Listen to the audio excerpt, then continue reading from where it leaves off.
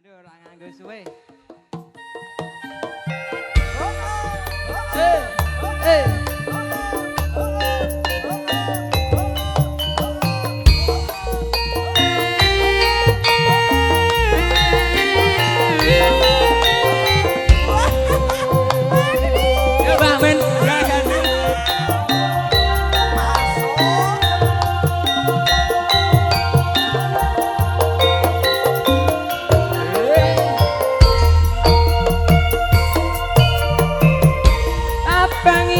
Ning prapatan apa tadi iku jenenge sepopan putih-putih ning kuburan tadi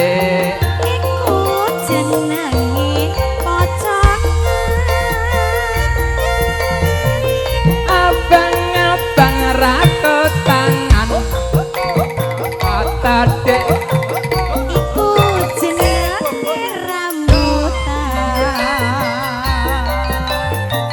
gondal kandul rasa rungan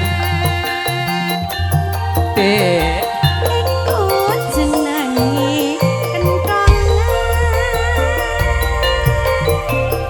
gondal kandul warna-warna ya dek ya iku jambu apa nangkong gondal gandul pancen ya mas ya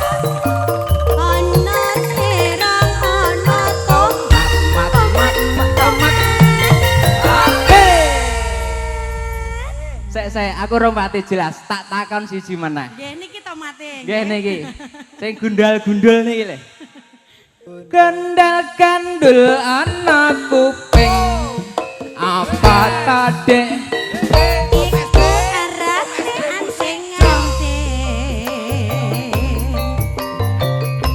gondal gandul sing kok gawa kuwi apa iku kuntine mbok rondo sembah nuwun Mas.